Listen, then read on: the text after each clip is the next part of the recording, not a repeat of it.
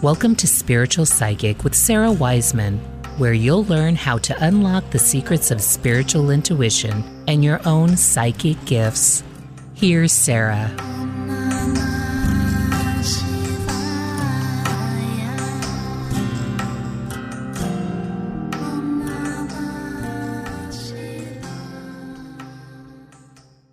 Hey everybody, it's me, Sarah Wiseman. Nice to have you here today. So today we're talking about that old phrase, wherever you go, there you are. And I want to put this in a spiritual perspective a little bit. So the channeled message is, wherever you go, there you are. This includes wherever you find yourself in earth reality and wherever you travel in etheric realms. So I've been focusing a lot of these teachings for those of you who are already pretty far along in your psychic development, spiritual awakening. You maybe have an active journeying practice. And so for those of you, a lot of this probably makes a lot of sense. Like you're like, okay, yeah, I've been following along. I experienced this. This is how it works for me. Yes, I agree. Or yeah, here's how it is for me. I relate to it.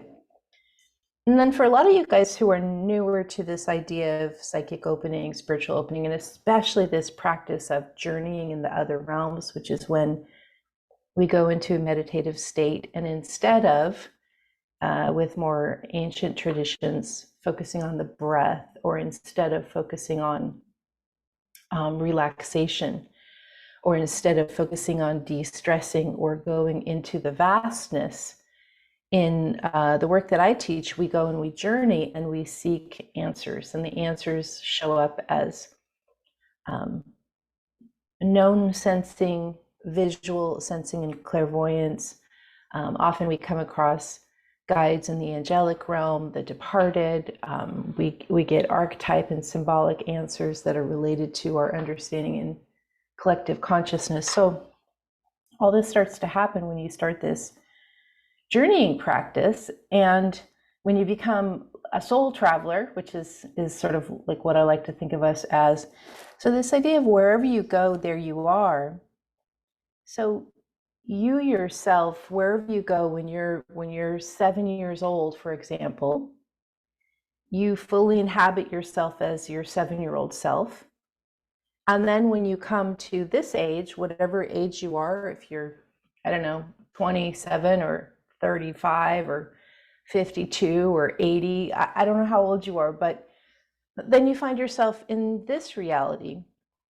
And even though it seems like a lot of years have passed, a lot of events have passed, a lot of experiences happened. You might have moved countries, you might have changed families, you might have had many jobs, you might have had various traumas. So all of this has happened, and yet your consciousness, your self, your soul self has really been this consistent through line for you.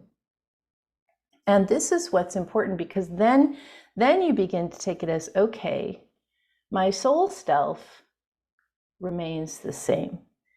And this is what in Christian Bible study, some of the ideas of, you'll find eternal rest, or you'll find eternal life.